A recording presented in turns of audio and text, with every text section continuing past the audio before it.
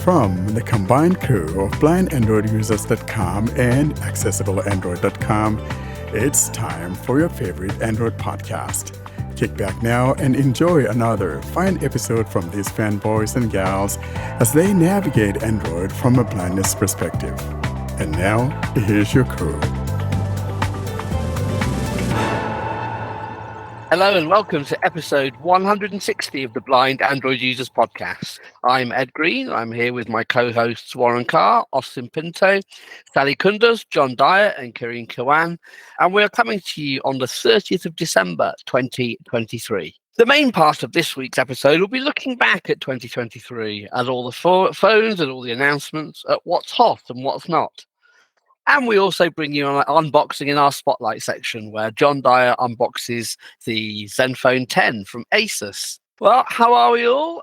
Warren, did you have a good Christmas? Yeah, we had a great Christmas. Of course, as I indicated last week, or in our last episode, that my wife is out there celebrating with family in Ohio. We had a great Christmas here, and it has come and gone, and I can't believe that Christmas is over. We have a lot of rain and some mix with the white stuff and all of that, but mainly the big white stuff is in the higher elevations. But so overall, a little bit of a white Christmas, but it's just was a great Christmas for 2023. So I'm thankful that we had a great Christmas, and Christmas is now over. Looking forward to the next thing, and which is going to be the New Year's. Nice. And John, how are you? I'm doing good. I think I'm finally getting over my cold, a month later. I'm feeling better. And Christmas was good. The usual, spent time with family. My wife actually got me a new toy. It's a smart lock for my front door that actually uses fingerprints. So I'm loving that. I've just been going in and out of my house for absolutely no reason because I love how easy it is to get in now. I wasn't a fan of the lock we had before. It was a smart lock, but it wasn't the easiest to put the pin in because it wasn't really tactile. So I'm loving this new one that I got. What about you, Ed? How was your Christmas? Did you get anything fun? I got some new AfterShokz headphones for those out and about GPS-ish moments. They seem to work pretty well. We've just upgraded our internet, so we use mobile internet, but I finally got a 5G router instead of going off the 4G, which is fine. It was several tens of megabits per second, but the 5G is a lot better. So that was good. We had a good time visiting family up north. Although annoyingly on the way back, we had 2 cancelled trains, which is a bit disappointing. But all was good. Lots of alcohol, lots of food, and lots of cheek pulling. So lots Nice. of cheek pulling photos made their way onto Facebook, which is good. Austin, how are you? I'm good. I'm just getting over another cold. And this Christmas was very grand. I visited my sister-in-law's parents' house, and we had a fantastic Christmas there. Lots of food, lots of alcohol, and I got a tech break. So I didn't take my laptop and my headphones. I always take them just for emergencies to see on the YouTube channel and see the YouTube studio and things. But this time I decided not to. So it was 3-4 days without a laptop and headphone, and it was a very deserved tech break. So I reached home very fresh, feeling much better. But then I reached home and did a mistake. I had a very chilled beer, so I got cold the next day. But now I'm over it. Oh, well, that sounds like a nice break. Any cheeks pulled or not? No, nothing. Oh, that's a shame. Yeah. Yeah. Yanak, how are things in Samsung's Fair City? Well, everything is good here, despite the weather is getting way colder. Today it's like 9 degrees Celsius. You cannot believe that. Yeah, winter is coming here. And this week's been pretty busy for me, dealing with lots of stuff. And today I was watching The Old Firm. Did you watch it as well? I did, yeah. It was quite a lively game. I do like a sending off in an Old Firm game. So I was happy about that. Which one you were rooting for? I was cheering for Rangers, but without being too bothered about what the outcome was. But they came up short. Yeah, I mean, each and every Old Firm, like playing the Celtic Park, they lose it for a long time. Yeah, it's a bit silly they don't allow away fans in. They're obviously worried too much about hooliganism, but they need to start letting away fans back Yeah, into that. it happens a lot in Turkey, so I can understand. Yeah, but it's part of the atmosphere. And good, how are you, Karine? Hello, I'm fine. Everything's going well here. We are also having a cold weather, like Saleh, and but it's still not yet 9 degrees. It is still higher, and yeah, things are going well. And waiting to see the new year. And I want to wish all of us a happy new year, and all of our listeners as well. Let's hope that it will be better than the previous ones, and that it will be full of some good times. Absolutely.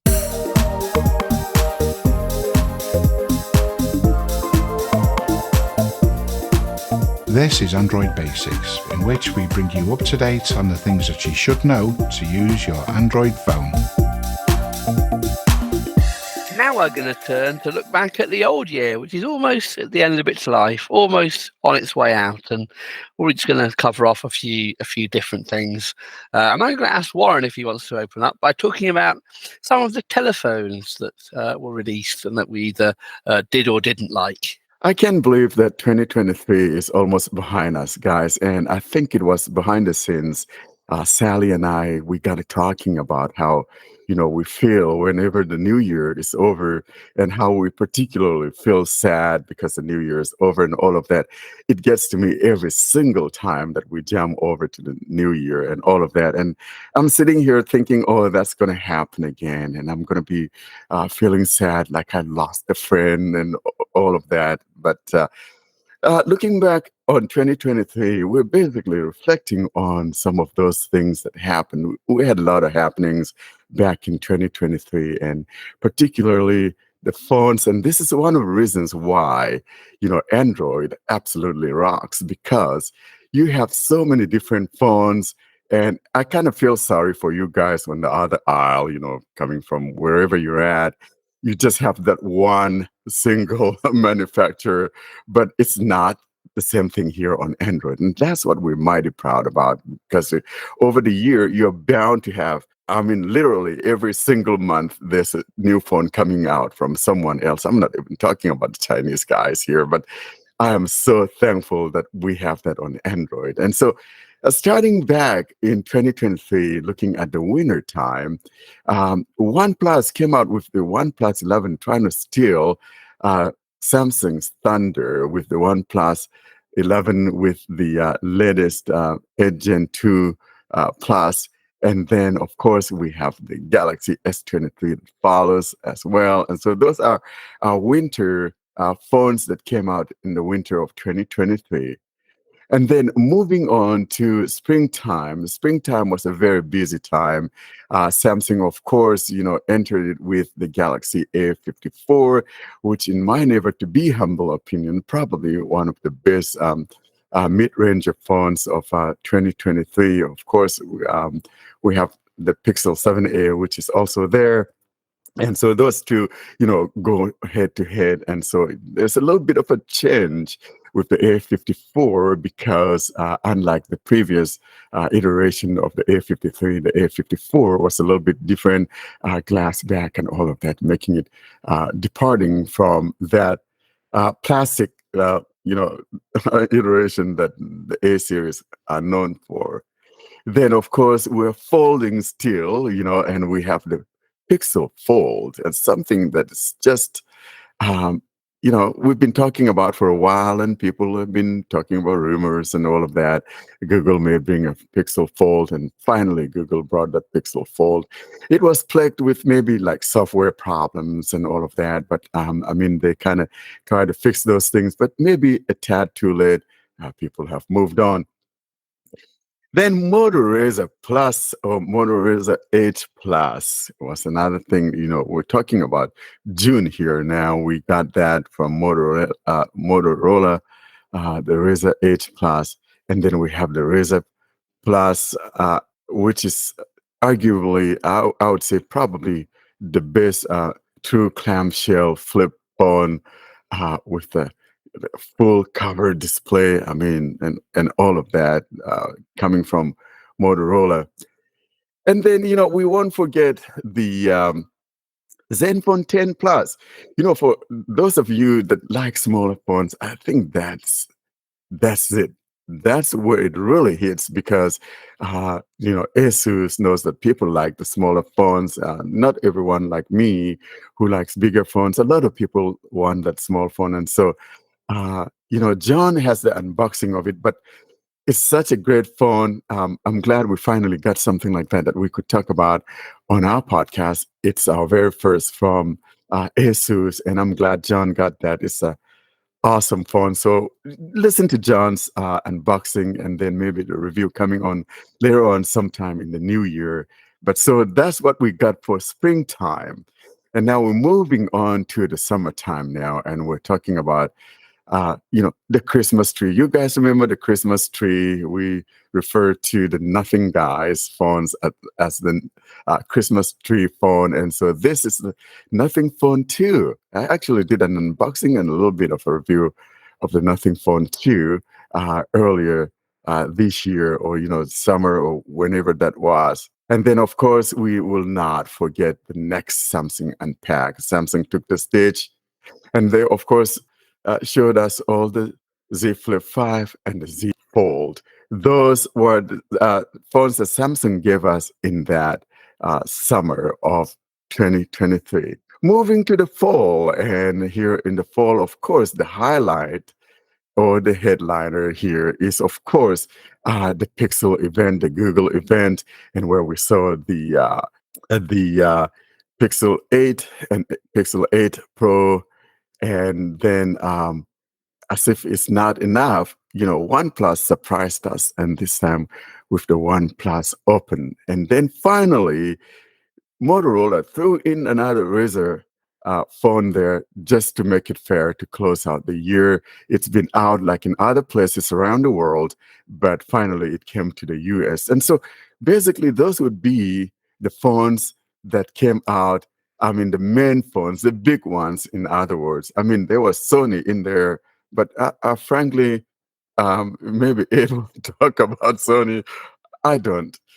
I don't know. Sony, they need to wake up. They've been at the wheels for a while now, but find a way to bring in your stuff here in the US, and probably it'll make a little bit of sense. But for me, those are the phones that came out for last year. They're all exciting phones. And so we're thankful that we have choices all the time here in Android land. If you don't like a particular thing, you have another one to choose from. That's what we got here in 2023, which continues the tradition of the Android phones. So on December 11th, OnePlus surprised us with the OnePlus 12. The base variant has all the normal storage variants, but the top one will make Warren very happy because of the 1 TB storage, the 24 GB of RAM, and it has Oxygen OS 14 or Color OS 14, and it has lots of other specifications like the cameras are all 4K and all those things. It comes with a very big Snapdragon 8 Gen 3, so that is very good. The 5400 mAh battery and all those things. So OnePlus OnePlus phones are improving, but the only one of the mistakes that they have done, they've partnered with the Color OS. So that was very big mistake. If they were having Oxygen OS, I would have bought the phone. And that Oxygen OS 14, is that Android 14 or Android 13? Because I know with MIUI, the version numbers are one out. No, So it's Android MIUI 14. It is 14, is it? Yeah, it's Yeah. 14. Yeah. Because MIUI 14 equates to Android 13. Which Yeah, it's on MIUI. Yeah. MIUI, some phones are having Android 13. Those are not supporting Android 14. They only get the Same here. MIUI. Yeah, they only get the MIUI updates, not the Android update. Yeah. So the Android 14 will be with HyperOS. Yeah. Mhm. Yeah. Sony did release their two main phones, the 1 series and the 5 series. Excellent hardware again. I wasn't tempted this year by the price, but they are nice phones, but obviously expensive. And I think one of the key things, as we touched on Hopefully, this will prove to be a game changer in 2024. Is the 7 years of software updates offered by the Pixel 8 series, throwing down the gauntlet to Samsung. Perhaps we'll see what they do with the S24, having been ahead of Google for a while in terms of years of OS updates. Google have obviously reclaimed that crown, so hopefully that will drive other manufacturers onto bigger and better things as they release their phones in 2024. Time will tell. Can we also maybe talk about the affordable phones? Because the technology is evolving and they're also getting better in terms of quality. Because they're mostly using the MediaTek processors, and those new MediaTek processors are able to get software updates, and they are much better in terms of camera and storage and battery for sure. So not maybe in the US, but especially in the Europe, Asia, and Africa. There are some other brands like, as you said, Xiaomi, Poco, Tecno, Infinix. Those phones are getting even better. And I cannot believe this is getting really nice. And you can get a really decent device with less money, especially if you're a student, if you cannot afford a flagship phone. Those phones that you get, it's also going to be really nice and also at least going to get 2 years of software. But if you get, of course, one of the best phones from those manufacturers. Yeah, as you say, getting better all the time and more choice, which can only be a good thing. But one of the issues with this phone, the Realme and other brands in 2023, not very applicable to us, but it's an issue anyway.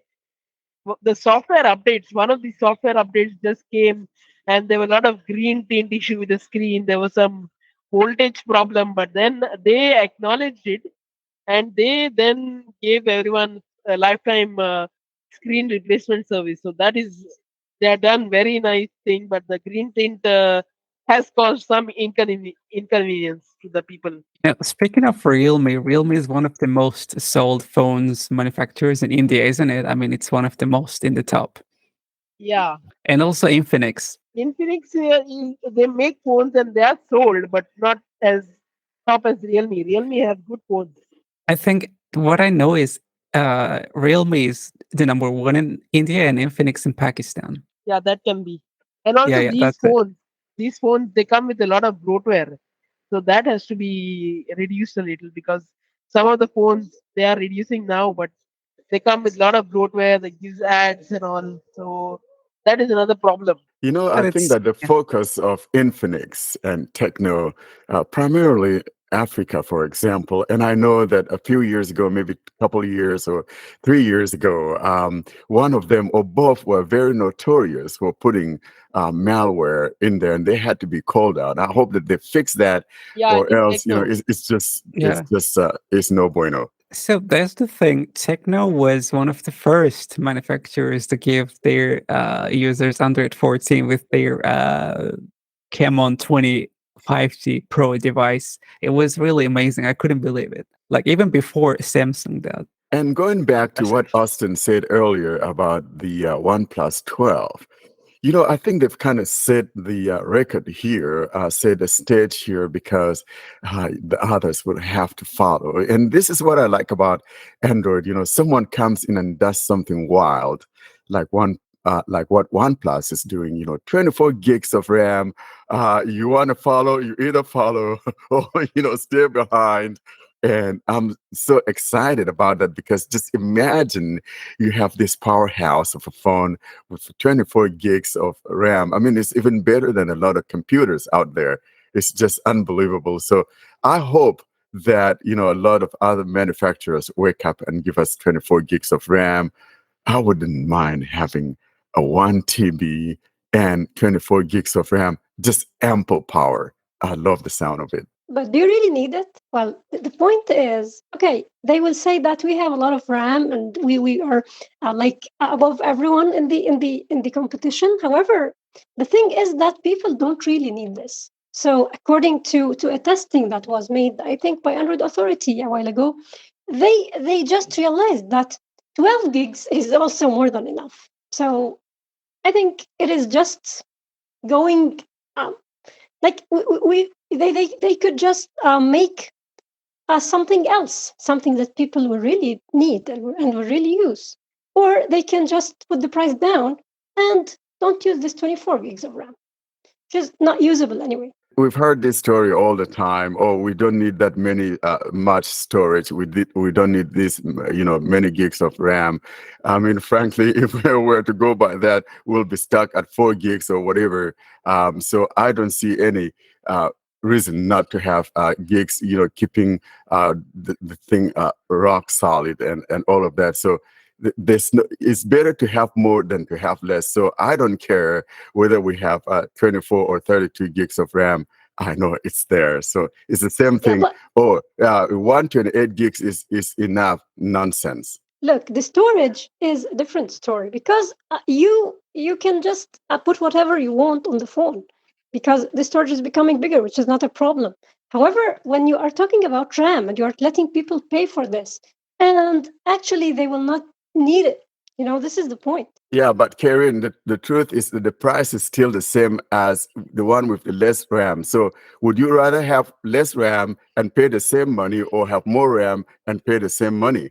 That's the It's the question. same price, actually. Yeah, of course, you will be Yeah. going I with think the I would rather have let's say there was a version with 16 gigabytes of RAM instead of 24, but then you had 2 gigabytes of storage instead of 2 terabytes instead of 1 terabyte for the same price. I would choose more storage over RAM because you could theoretically eventually use that storage someday, whereas the RAM you might not ever use it. You might not ever use the storage either. I mean, I think what it allows as well is for use of phones to evolve. So, our phones computer replacements at the minute, possibly not. But if you've got a phone with 24 gigs of RAM, you could use that to do some serious video editing or desktop publishing, couldn't you? And with all the AI that everybody is now talking about, the rage is all about the AI, and we want everything to be computed on our phones and all of that. You need all that RAM. So for me, the more storage, the more RAM, even if you don't use it, it is there. I know that is there, and I'm not going to be lagging or whatever. And believe it or not, when you use a phone that doesn't have enough RAM, you can see the difference, no questions asked. But personally, I think 640k is enough for everybody. He said that. Yeah, I mean, if you have this like 24, even 32 gigs of RAM, even that app crashes, it doesn't matter what amount of RAM you have, it's gonna still get crashed. But that's an app crashing issue, isn't it? That's kind of a different thing. Still, That's even always those crash. those popular apps get crashed. So you use only apps on your phone. I mean, yeah, if the app crashes, you're gonna still get complaint. Oh, this app is crashing on my phone. What phone do you have? This one with 32 gigs of RAM. Oh, it's crashing though. But not all crashes are memory issues, are they? Apps crash for Yeah, lots of but reasons. some Crashes are are just development apps issues. that will crash, and it has Yeah. nothing to do with RAM. But you have people that believe I need to be clearing out my apps, from the recent whatever, because they're afraid of memory and all of that. That fixes all of that. But in reality, all I'm saying is that you have that choice. You don't have to get a 24 gigs. OnePlus gives you other variants of the RAM. If you think 24 is too much for you, don't get it. Simple. But I just love the fact that they're blazing the trail, and it used to be that they were the ones that gave us a 12 and everyone else was languishing behind. Look at where we are. Everyone now is jumping on the bandwagon of that 12 gigs of RAM. So I say blaze on OnePlus. I love it. And OnePlus also set another record. Like there is 100-watt wired charging. That is okay. I think the fastest is 200 or 240 watt. But they also set the record for 50-watt wireless charging. I don't think there is any faster wireless charging than that. I don't believe there's any like what they have. But so, these are the things that sometimes we overlook. But I'm glad we have the OnePlus out there. They're the first in so many areas. It's just that sometimes we don't give them enough credit. And it's because the availability sometimes is not as ubiquitous as what we have with other devices. And I'm talking especially here from the US viewpoint. I mean, Yeah, it's only the T-Mobile that has them. And it's just, I wish they could get to the other carriers as well. One of the point is regarding the Chinese phones. One last point is all the technicians or the technical review YouTubers in India. They say that phones are becoming very boring, especially Chinese, because they'll launch a new phone every 2 weeks, every 3 weeks, and have like the same, everything same, just one or two new updates and a new phone comes. So it's getting the situation in India at least is getting really boring. Yeah, the thing is, they release those phones in different markets, so that's why they have different variants of those phones. I mean, here we get Poco, and it doesn't have all of the Poco that's been released, but in some parts of the world, you see all those variants available in those places. So it's all the market strategy. This is their strategy, so they want to be spreading with lots of different models in different parts of the world. Yeah. Well, Samsung's done that for years. But Samsung is getting less. I mean, they don't have Yeah, much it phones is. these days. And I Yeah, think they used that's to have a pretty lot good. more. Yeah, so Yeah. they more focused on the software, and they are getting the hard work pays off. That's what we say.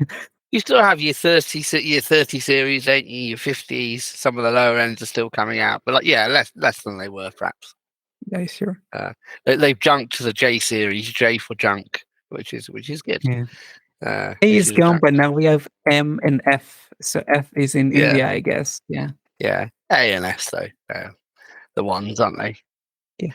But before we move on to Austin, he's going to talk about AI. We might want to talk about Android software a little bit, because this year was not a happy year, was it, Warren, for the Android 14 release? It had a very difficult birth, didn't it? Lots of labor pains on this one. You could call this year a horrible year, Ed.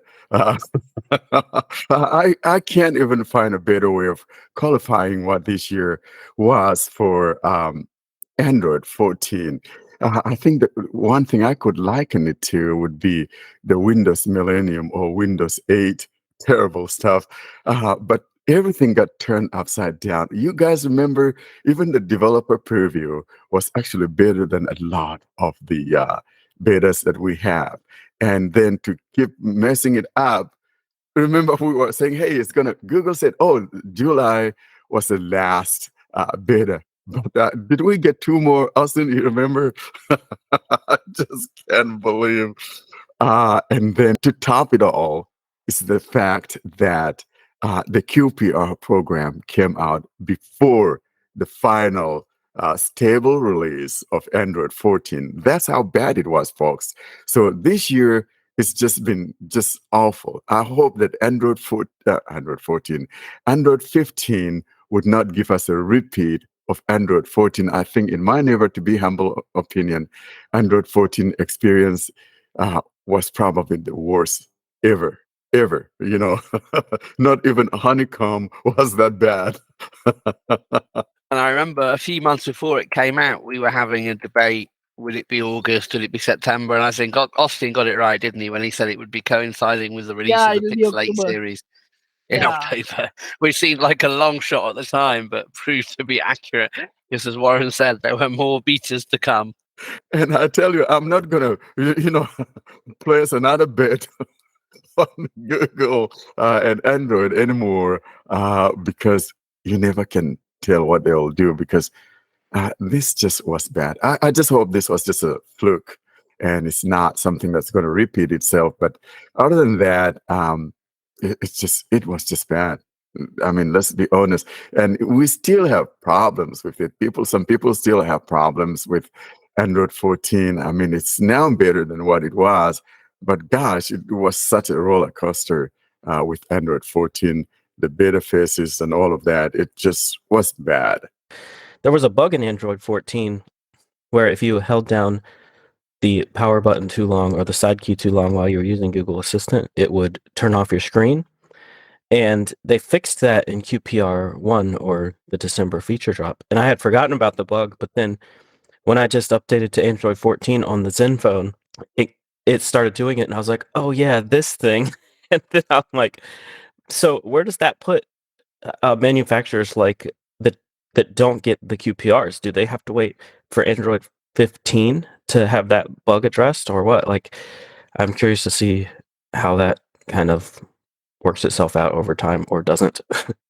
So when the QPR becomes stable, the manufacturers can pick up that source code from there that fixes the bug, and they can integrate into their monthly update or whatever they release. Yeah, because basically, the QPRs, at the last part of it, it becomes the security patch for that month. So if your phone happens to, no matter who the manufacturer is, if they do get that security patch, then it will come along with it. So hopefully that is the case. But some of the other features, of course, are exclusives to Pixel, but basically the fixes of this nature will come to those other ones with the security patch of the month that includes that as the final for that quarter.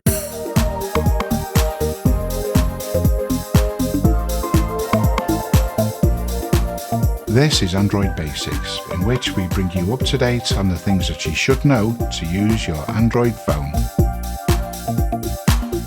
We're going to look at interesting developments in 2023 on Android, and those are in the fields of artificial intelligence. Austin, have you got some things to say about this?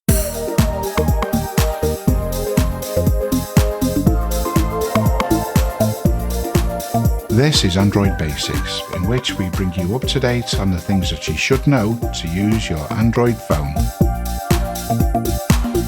We're going to look at interesting developments in 2023 on Android, and those are in the fields of artificial intelligence. Austin, have you got some things to say about this? So a lot of AI developments are going on. One of the recent development was Google introduced Bard and Lambda, the two AI platforms, and also in the phones, a lot of AI is being integrated. Some of them are in the camera fields. Some of them are.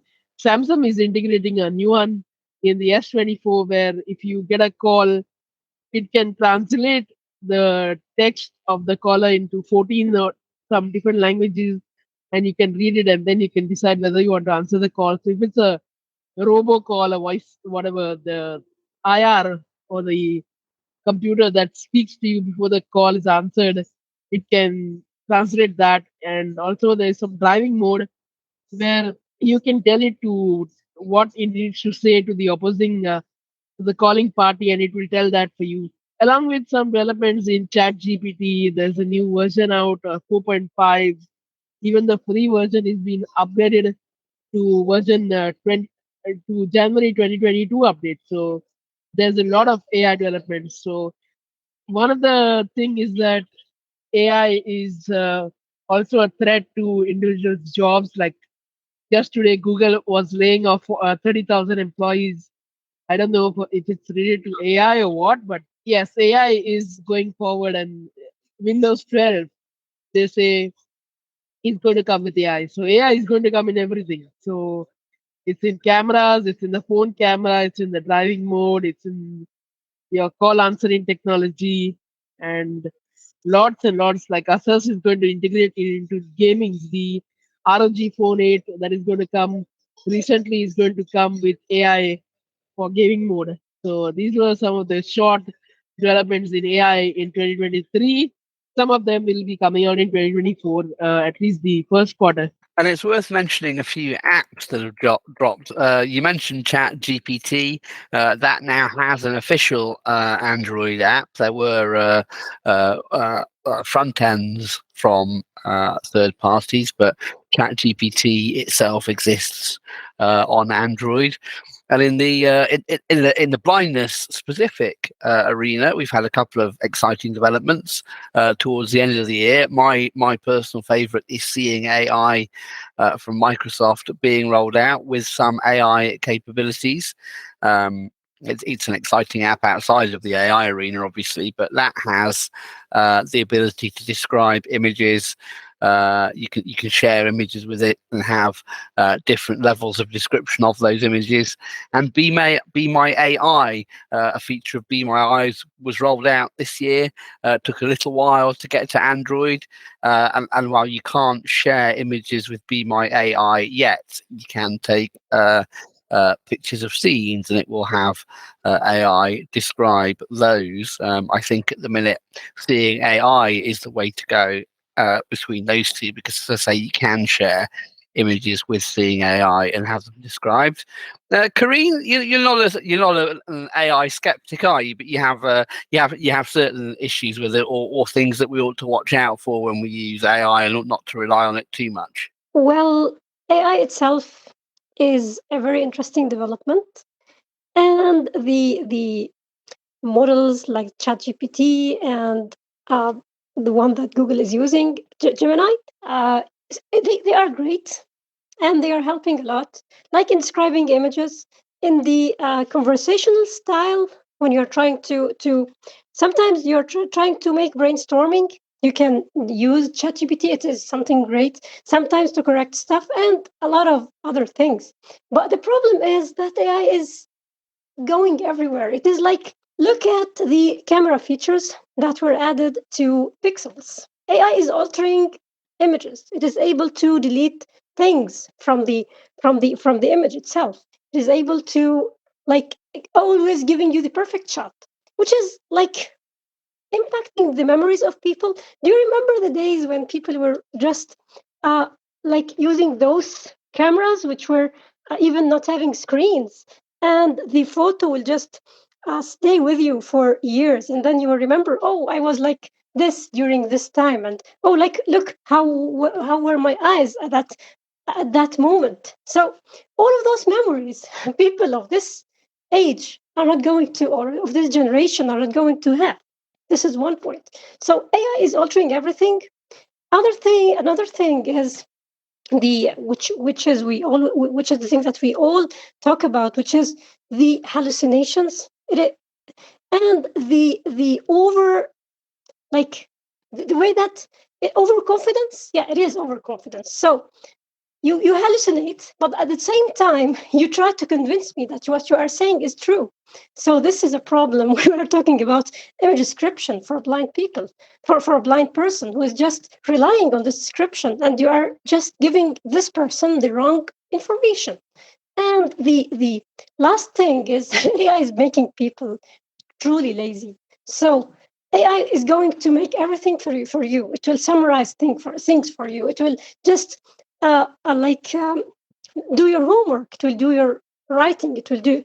So this generation is um, is going to become a lazy generation, I think.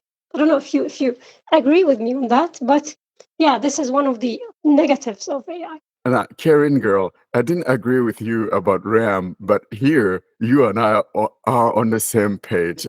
You mentioned something about photography, for example.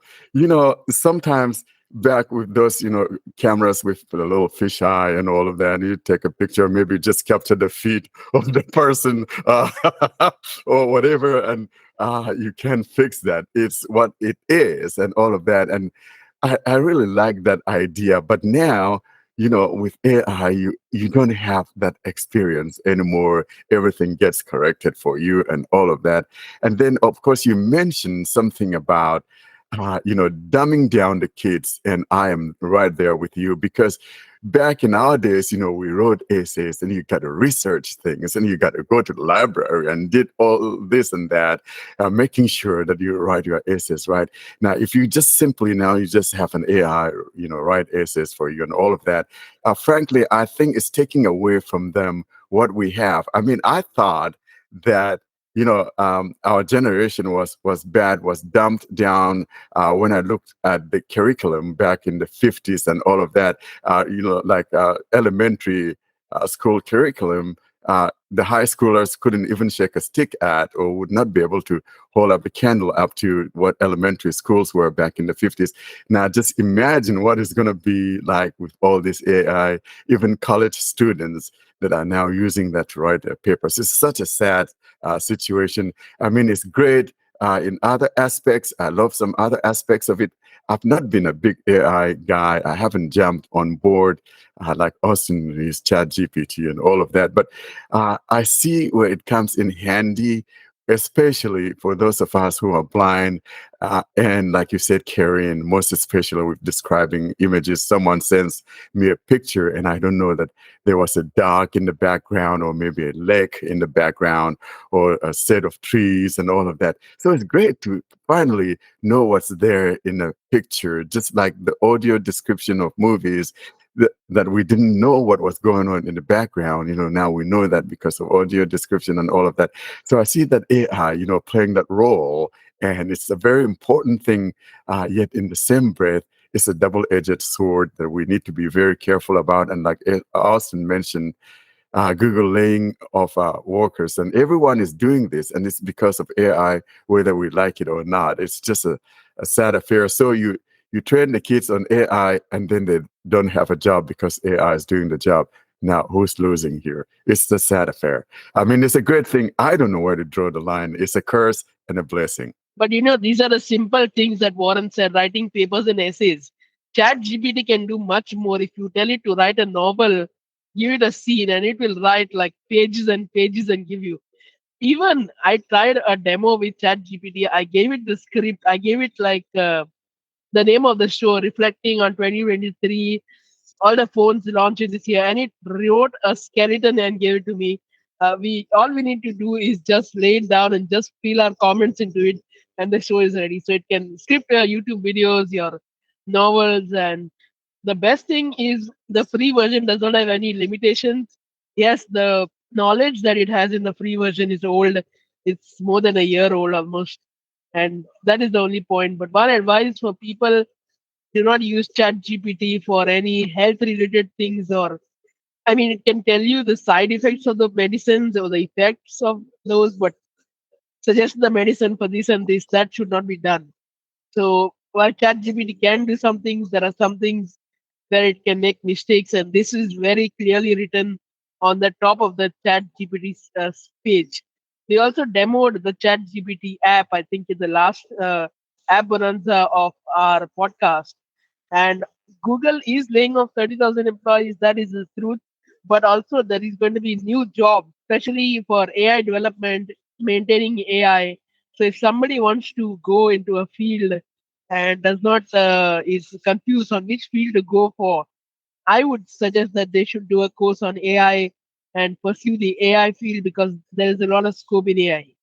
So there's something related to writing stuff, which you were talking about, which is the ability to write essays and write novels, and that. Okay, it can write articles, but actually, the problem is that it uses one way, and you are able to see that it is becoming like everything is becoming similar. So you ask ChatGPT. Sometimes I ask ChatGPT to check my article, okay, and to do the necessary corrections.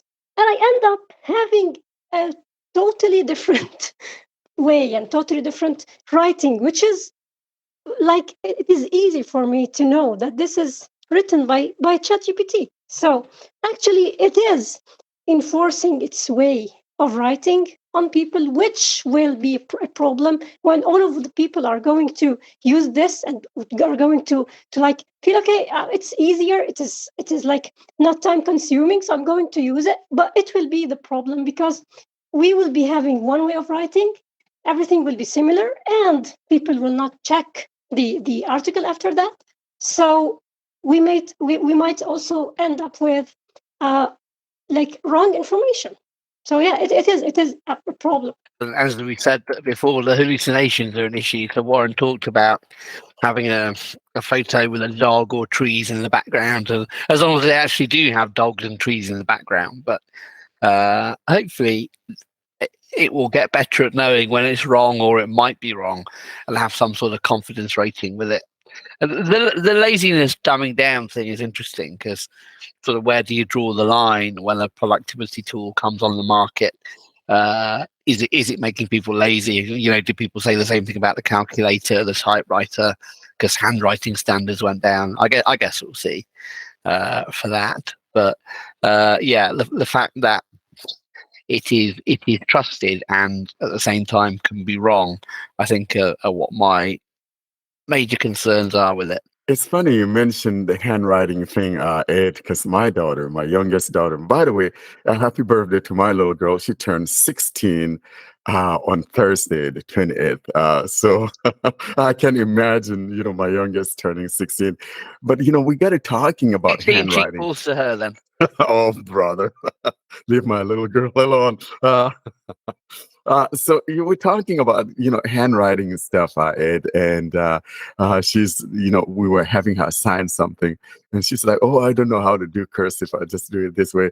And so, my wife and I were talking about that and lamenting the fact that, kids don't know how to do cursive writing anymore. Something that used to be, but like you mentioned, the typewriter and all of that. Yeah, these are great inventions and all of that. And I'm not throwing the baby out with the bathwater here. AI is great. Like I said, we've got a lot of potentials and all of that. It's just my concern is that people are no longer going to know how to think anymore and do things on their own and always go for the computer to help them with doing stuff, common mundane stuff. I mean, I heard someone talking about, Pi AI, or, how it knows their feelings and will speak to them this way or that. I don't need AI to be telling me, "Oh, Warren, don't be sad. It'll be okay." Oh, please, no. Give me a break. So, there you have it. That's just my concern about all of this. But it's a great tool. Like I said, it's hard to know where to draw the line between a curse and a blessing. Or a cursive and a blessing in that instance. From the time autocorrect and everything has come in, people's spellings and grammars have really gone down like anything. Yeah, it's true. And I guess that's a consequence when we have tools to help us with things that we used to do differently. The previous skill will decline. Yeah, Austin, you mentioned don't ask Chat GPT any medical issues because you're going to want to go to your doctor for that kind of information. But just think, in 10 years, all the doctors will have had Chat GPT write all their papers in med school. Yeah, that is there. I mean, it has even cracked some entrance exams or somewhere in India, I think, and some other countries. That's why governments are banning ChatGPT in some of the countries. I think Canada, it banned. I don't know where else, but it has cracked a lot of entrance exams. Yeah, I think if it's used to write medical papers, though, that will prove to be a bitter pill to swallow for patients. And for those who don't know what is cracked, it has passed, or whatever it's called, it's like surpassed the marks that required for you to succeed in your entrance exam. John, it's funny you mentioned the doctor's stuff, and I'm not going to mention any names here on this episode or whatever. But so we took my kid to a doctor someplace, and believe it or not, that person was looking up Google. And so my wife was telling some of our colleagues at school, and they were like, "Oh no, we don't go to that doctor because she doesn't know what she's doing, looking things up on Google." So it's just amazing how this thing is going down, and it's going to be a sad affair, like I said, because. And you mentioned spelling, Ed, or what I think it was Austin that mentioned spelling. I used to be a very good speller, and I tell you, with the autocorrect and all of that, sometimes my spellings are terrible, and I have to use the computer to help me spell check my work. But back in the day when we used typewriters, you didn't have that opportunity of correcting your stuff. And I remember the first time word processors came along, and it was such a great tool. And you can use a word processor. You make a mistake, you can erase whatever. And so look at where we are today, and autocorrect going on. I don't even have to finish typing, and it knows what I'm thinking of next based on the previous word. It's just amazing. You're listening to the Blind Android Users podcast.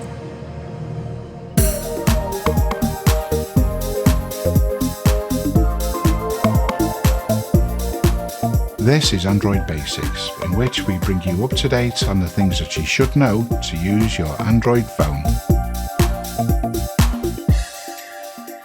Let's move on now and talk about other developments in 2023. And I'd like next to move on to talk about our partnership with Accessible Android and the strength which Accessible Android has gone to in 2023. And for this, I'm going to pass over to Sally. Well, let's say me, myself, and Corinne, because she's also part of this. So it's a great thing that this year brought to us accessible Android, becoming alive. I mean, we started locally in 2022, early days of 2022, and our goal was always going global because there was such a need of kind of website like accessible Android. There were several attempts in the past, but they all failed for some reason. Maybe lack of community interaction or a lack of proper roadmap or something like that. I don't know what you say, but that's the thing. And then we decided to take this further because people really need something, and we also need it. It's, as people say, those inventors say, we need it, so that's why we did it. So it's also the same case for accessible Android. We started locally, and then we wanted to go truly global. And the key for going truly global is partnering with those already in the field. So the Blind Android Users podcast is on the field for, like these days, it's been 3 years. We celebrated the third year anniversary. It's already 3 years. So that's the thing we decided to do, getting partnership with Blind Android Users podcast. So that made the content truly available in English in the early days of March 2023. And then in July 2023, we completely made accessible Android independent from our local websites. So it's all about the truly English content and a truly partnership with blind Android users and taking things way forward with this ambition that we have, of course. And Corinne, what you like to say? Okay, so actually, Accessible Android, as you said, is now an independent website. Actually, you did the first step, which is the starting of all of this. Yeah, it was something local, and then look, it became a global website. Our aim is to gather as much as possible of English content and to make it like everywhere, so people from all around the world can use and benefit from the accessible Android website. And you know that English is the global language, and we all use it to communicate. So yeah, and actually it was really an interesting journey so far, and I hope that accessible Android will have a lot of success in the coming years, and that it will be a project that will stay and will progress. And yeah, as always, we look forward to people's contribution, because we all say that this is a hybrid project. So we can do everything as a team. We are a part of this, and people are the other part. Together, we can make accessible Android the thing that we all aim for.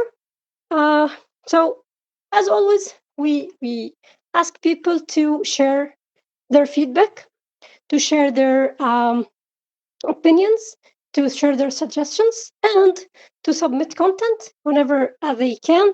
Because, actually, if you just submit one app and someone else submits one app, and like this, so we will be getting hundreds of apps just by everyone submitting one app.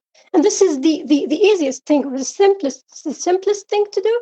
And for people who are able to write tutorials or guides or tips, actually all counts and everything matters, and we can together build the accessible Android we are dreaming for. And, adding to all that you guys have said, it's a community thing, like you guys have clearly indicated here. So we just encourage people you have the app. Your first step is to install the app. Go ahead and install the app, and you can literally do just about everything from that app. You want to submit an app, you could do it from the app. So it couldn't be any easier than that. So let's make it a repository of the apps that you find useful and you want to share with your brethren around the world. So open up the door to other people around the world to apps that they didn't know of by submitting them here. And what your review is, what you think of the app, whether it's a good app to use, or what the challenges are, and what are some of the ways that one could circumvent those challenges. So that's the whole idea. And so we're looking forward to you guys doing that. And it's such a great thing to see us partnering together with Sally and Karen. They're coming in and also just bolstering the whole process. And it was such a joy when we had that. And I'm looking forward to when we'll have a big 3-year anniversary of this partnership. Guys, make accessible Android what it ought to be. It's for us. It's not, for Sally or me or Karen or Ed, Austin, John.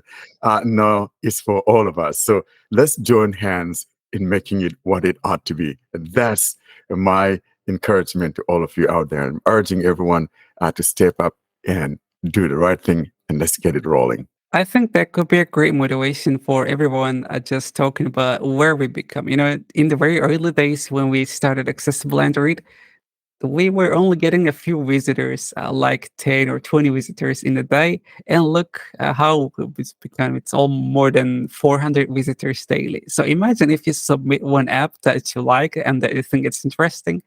All over the world, they are going to read your app, your favorite app. They are going to download and use, and maybe they will be thankful to you for getting their attention to this app. So this is really something heartwarming, isn't it? No, it is absolutely great that numbers have gone up, and as you say, you might post an app that really helps someone and helps them achieve something they weren't able to do, or a tip or something else. And while you can post within the app, it is obviously a website itself. So if you're new to Android, you're not quite comfortable doing things through the app. Get comfortable, but also don't forget you can hop on to a PC, jump on a browser, and do it that way as well. So partnering with Accessible Android is like two sides of the coin. Like, so BAU, Blind Android Users Podcast, is having audio content, and Accessible Android has the written content. We complete each other. As Austin said, we complete each other. So we are for written content, and BAU is for audio content, which is great. And it was really a great partnership. I hope that it will stay forever. And actually, I want to say two things. First, I want to thank Saleh and those who are working behind the scenes with him to make this website always accessible. Whenever there's an issue, Saleh will just be ready to wake up in the middle of the night or at whatever hour the issue will be found. Saleh will be just ready to work on it and to try to solve it as quick as possible. So he deserves a big thank you. And now I'm not talking as a member of the team. I'm talking as a person who is a supporter of this project, and as a person who is in contact with Saleh. And I know how much he did, and others who are working behind the scenes without mentioning the names. And actually, another thing is that is encouraging us actually is the reactions of people. So like 2 days ago, or maybe yesterday, someone was telling me, hey, look, I shared an article of Accessible Android in a group.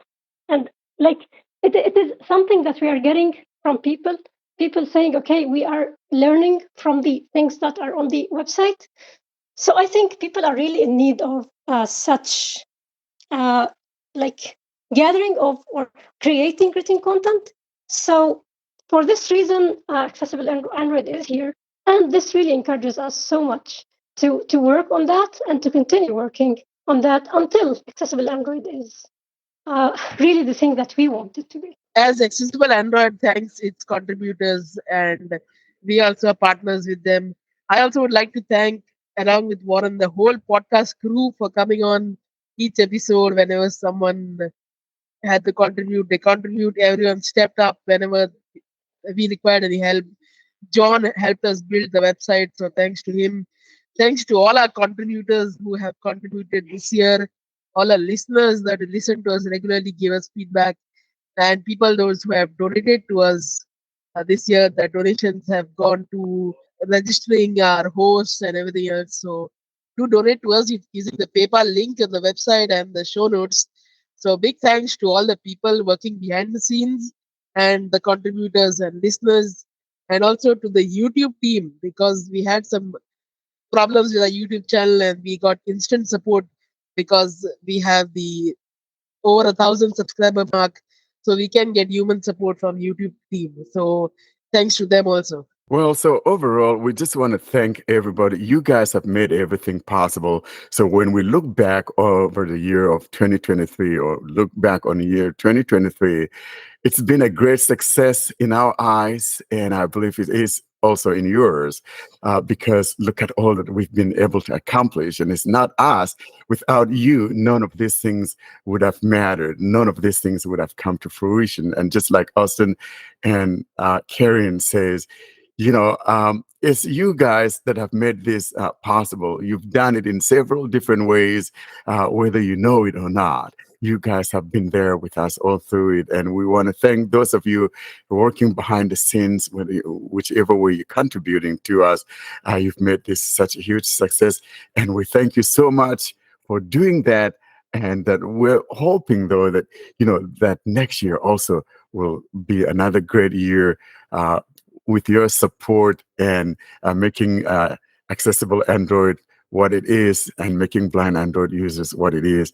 We're looking forward to you guys doing that again. Let's keep a repeat of that.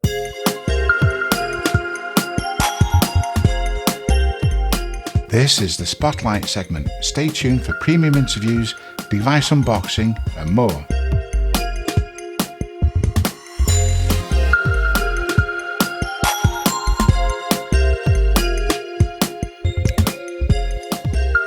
And we close this episode with an unboxing. And John, excitingly, brings us an unboxing of the Zenfone 10, a flagship phone that will probably be popular for fans of smaller phones. Hi, John here, and today I'm going to be unboxing the Asus Zenfone 10. And the specific version I got is the 16 gigabytes RAM and 512 gigabytes storage version. So this thing is a beast. It's got plastic wrap on it, so I'm going to start by seeing if I can get at that. Okay, there we go. Now this is a nice size box, which means this is going to have more than just a phone and a charging cable in it, which is nice for a change. Alright, got the plastic wrap off. I'm opening the box now. And on top we have a cardboard section that you can remove. Let's see what's in here. Open it up. Ooh, okay. It comes with all the books and stuff, but around those books is a case. I'm gonna open this case and see what it's like. It's just a basic case. You snap it on the back. It has some side protection, and the camera hole on the back has a little raised section around it. So very basic case, but not bad for free. Next we have the phone. I'm going to set this aside. That's a pretty good size. Heavy, I should say. It's heavy for its size. Okay. Going to see what's under the phone. We have a charger and a charging cable. So the charger is included. It's a nice size brick. I think it's 30 watts. And it has a USB-C charger port on it, so I'm assuming this cable is USB-C to USB-C. Yes. So that's Just gonna sit that stuff back down in there. Set this stuff aside, get to the phone part. I'm going to pull this wrapping off of it.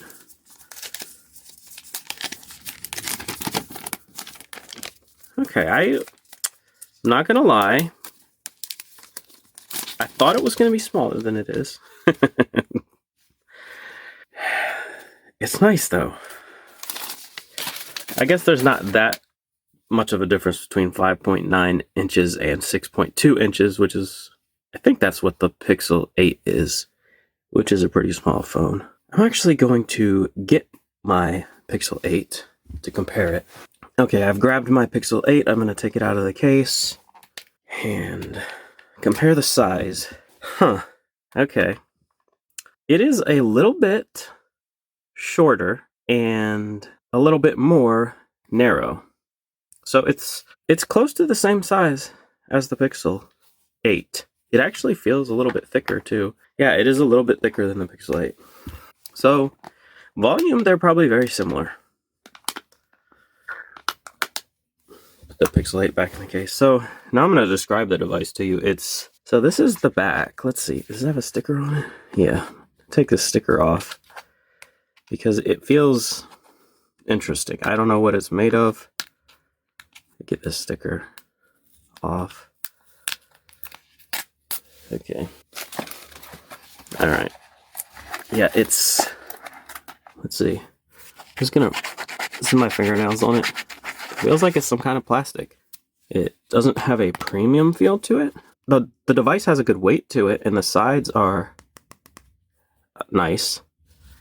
The back has, I guess they went with plastic. I mean, it's obviously not metal because this has wireless charging. So, and it's not glass, so yeah, it's plastic.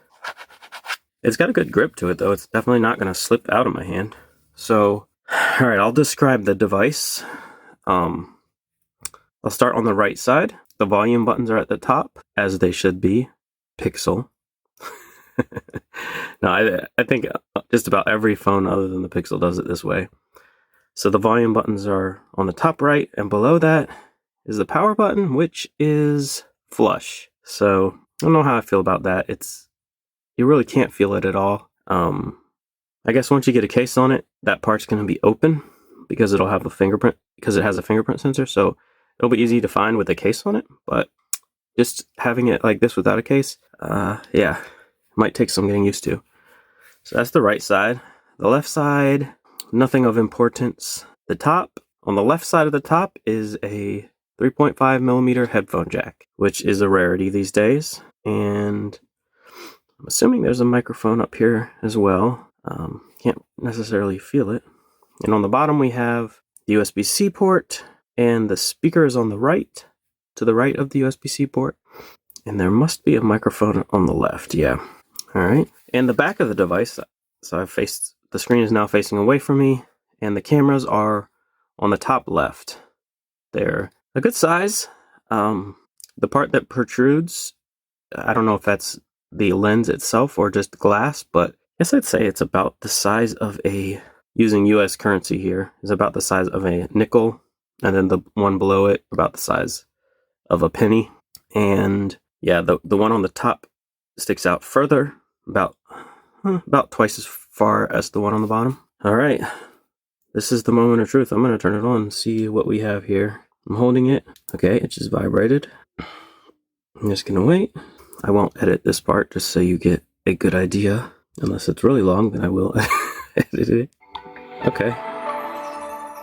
There's a boot sound. Now, I don't know if that means it's ready or not, but I'm going to press these volume keys and see what happens. I'm holding them. Press and hold both volume keys for 3 seconds to use TalkBack. I'm going to do it again. TalkBack on. Held volume keys. There we go. TalkBack turned on. Setup wizard. Welcome. Welcome to TalkBack. Welcome to TalkBack. I'm backing out of this. Setup wizard. Welcome. Okay. It did not ask for permission to use the phone, so I wonder if this is an older version of TalkBack, but it will update itself once we get in there. Let's see what we have on this main screen. Okay, no speech. Drop down list. Okay, here we English go. United. Unlabeled. Okay, that's Double tap to activate. already we have something unlabeled. Welcome. Unlabeled. Drop down list. English. Oh, this must have a proximity sensor. Let's go. see. Drop down list. That's why I was... Okay, let's go button. I'm just Double gonna... tap to activate. I'm gonna hit let's go and see what happens. Me adjust the volume first, actually. Unlabeled. Let's go button. Drop down. Let's go button. Accessibility volume set to 64%. Wi-Fi. In progress. Progress bar. Wi-Fi. So I've got to connect to a Wi-Fi network. It's not letting me just start set up from a different phone. Okay, so I've got the Wi-Fi connected. I'm going to hit next. Setup wizard. And I sped the speech rate up a little bit. Let me slow it back down. speech rate 121%. Speech rate 110%. All right. Swipe up with 3 fingers. This end user license agreement EULA constitute. Next button. I'm gonna Double. agree to this stuff. Setup wizard. Know your privacy rights. Location information. More button. Confirm button. Just gonna Getting your accept phone everything. ready. This may take a few minutes. Copy apps and data. You can choose to transfer your apps, photos, contacts, Google account, and more. Next button. Okay, I'm gonna Double tap. Use your Copy. other device. You need another Android device or an iPhone. Or can't use other device. Next button. what do I say next? Find your other device's cable. Use a cable. I'm gonna say I don't have a no cable. button. Copy without a cable. You'll get your Yeah. go back button. Copy without cable Right. button. Copy without cable. Data transfer tool. Use your other device to transfer data wirelessly. Heading. Switching from iPhone or iPad. Button. Can't use other device. Next button. Next. Checking info. In progress. Progress bar. Service. Hey Google. Model update. Updating voice model to better recognize when you say, Hey Google. Account setup. Checking info. Heading. Device setup. Open the Google app on your old device. Heading. Copying's done. Copying's done. Heading. In list. And just like that, it's finished. Thanks to the power of editing. Apps. 156 apps were copied and photos and videos copied successfully. I'm just gonna go to the bottom right. Done. Button. Out of list. I hit done. Getting your phone ready. This may take a few minutes. Talkback on. Getting your phone ready. Welcome to Talkback. Welcome to Talkback. Page 1 of 5. Talkback is a screen reader intended for situations or people who have difficulty seeing the screen. Okay. Getting your phone ready. This may take a few minutes. Setup wizard. Protect your phone. It's getting my Scroll. Speech rate. it got my talkback settings, that's why everything's Speech rate 90%. fast. Speech, Let's see. speech rate 56%. And my TTS rate transferred over. Speech rate 51%. Okay. Speech rate 56%. This might be more tolerable. Let's see about Prevent others from using this this. device. Learn more. Set up face recognition. Set up fingerprint. I'm gonna do fingerprint. Set up wizard. Add a fingerprint. Your registered fingerprint data will only be stored in skip button. Continue button. Continue. Set up wizard. Choose screen lock.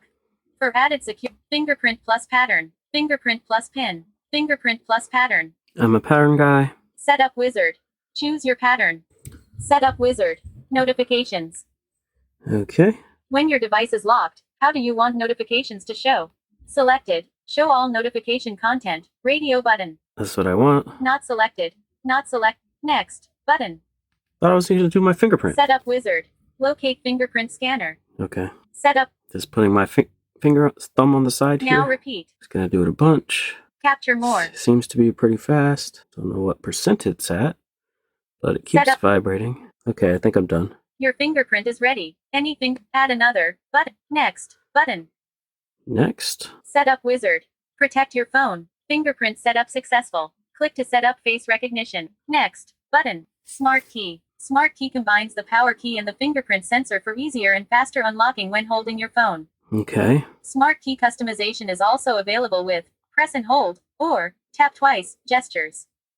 To know more about smart key customization, please go to settings greater than advanced greater than smart key. Okay, that sounds fun. Next. Button. Setup wizard. System preferences. Settings commonly accessed by users are integrated into Asus optimization mode to quickly adjust your preferences. Stock Android. Unlabeled. Button. Not selected. Radio button. Asus optimized. Not selected. Radio button. Next. Button. Disabled. I guess I'll do stock Android. I'm assuming I could change this later. Not selected. Asus not select. Unlabeled. but stock Android. Settings commonly stock unlabeled, but not selected. Radio button. I'm assuming this is Selected. for stock Android. Asus optimized. Not selected. Rate next button. I'm gonna hit next. Loading. In progress. Progress bar. My Asus. Register your Asus product. My Asus. Can I skip this? Serial number. Register your Asus. Get professional tech. Get the latest information. Log in button. Forgot password. Next button. Setup wizard. System setup completed. Okay, so I just hit next and it let me skip. Now we have Drive. Google LLC. Google Drive. Part of Google. Unlabeled. Google TV. Google Google TV app. Previously unlabeled. still some unlabeled things here, so Neat. it's asking me if I want these apps. Google Duo is the highest. Unlabeled. Let's hit this unlabeled thing. See what happens. Google. Unlabeled. Okay, so it's vibrating. It's probably checking or unchecking these. Unfortunately, I don't think it's letting me know, so Neat. Google next button. I'll just hit next. Setup wizard. Choose a theme. Using the dark theme can decrease battery. Unlabeled button. Dark. Selected. Radio button. Unlabeled button. Light. Not selected. Confirm button. Hit confirm. System UI. Choose system navigation. Swipe with gestures or tap the buttons to switch screens. Okay. Gestures. Selected. Radio button. Yeah, that's what I want, so I'm just going to go bottom Next right. button. Hit next. System UI. System UI. Instructions of navigation gestures. I know this. Done button. I'm going to hit done. Tutorial completed. Good job. I got it button. Just going to hit I got it. Device unlocked. Select a home app. Window select a home app. Select a home app. You're this pinching hand close to being done. Finish setting up your phone with Google in a minute. Asus Launcher. Nova 7. Let's try Launcher. Asus Launcher. Asus Phone Clone. Skip. Asus Phone Clone. Yeah. Skip. I don't have another phone, so I'm skipping. Home. Search. And here we are. Clock. Looks like Gallery. we're all done with the setup. Play Store has one notification. That wraps up this Screen off. unboxing and quick setup of the Asus Zenfone 10. Thanks for listening. Thanks very much, John. I imagine you'll probably review it in due course, but have you played with it much more since the unboxing? Yeah, I have. One thing I wanted to mention that I forgot to mention in the recording is the placement of the SIM card tray. It's, for anyone who's curious, it's on the bottom. It's to the left of the USB-C port, but the SIM eject, where you're going to want to put the SIM ejection tool, is to the very left of the SIM card slot, so it's near the bottom left corner of the phone. The microphone they placed on the opposite side of the SIM tray, so it's right next to the hole you don't want to put the pin in is to the right side of the SIM tray. So you're going to want to use the hole on the left side of the SIM tray near the corner of the phone. But yeah, to answer your question, Ed, I have been playing with it. I haven't really used it much, but I have been like digging into settings to see what it can and can't do, and I've been pretty impressed with how customizable it is. I mean, it's got a lot of things that I like from other phones, like it has the screen off gestures that OnePlus phones have. It lets you customize, double presses or long presses of the side key and what happens when you swipe on the fingerprint sensor, that sort of thing. So it does have a lot of customizations that, that's the kind of stuff that I look forward to when I get a new phone, especially from a brand that I haven't used before. I like to see what they've added, to their version of Android. Nice. And that one has a headphone socket, doesn't it? Does it also have an SD card? No, it does not have an SD card slot. It does have the headphone jack, though. And unfortunately, I thought that meant it would have an FM radio, but I could not find one or could not figure out how to get one working if you can. So that was a little bit of a bummer, but that's not something I use. I just figured, if it has the headphone jack, maybe it'll have an FM radio, but it didn't. Well, look forward to hearing more about that in due course.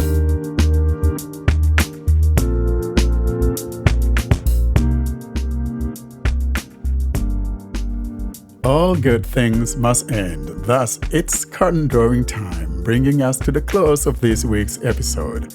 Coming up, though, we give you information on how to get hold of us.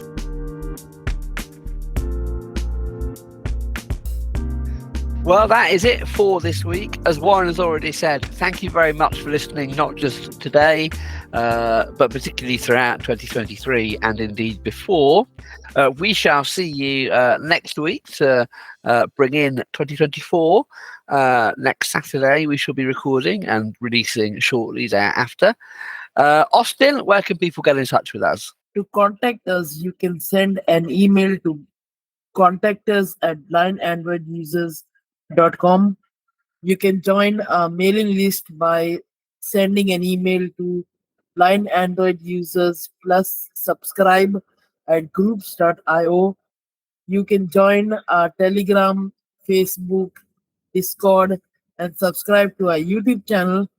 The links for everything will be at the bottom of the show notes and also in the video description of the YouTube channel. And also the links are in the websites panel of the YouTube channels.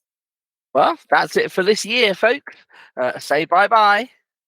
Bye, everyone. Thank you for joining us throughout 2023. We look forward to seeing you in 2024. And we know you'll be listening to this over the New Year's Eve or New Year's, whatever. But we look forward to seeing you next week for our brand new episode of 2024. Bye, everyone. Have a happy and prosperous New Year. And our personal New Year resolution is to bring lots of more interesting content regarding Android to you. So keep listening. Happy New Year, everybody. Thanks for listening. Happy New Year. Goodbye and Happy New Year. Happy New Year, everyone. See you next year.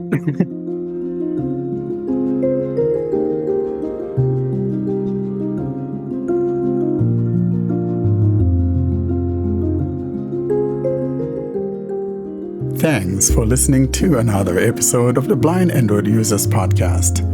Until we see you next week, don't forget to leave us your comments and suggestions via our email contact or using any of our social media sites. Have a great week.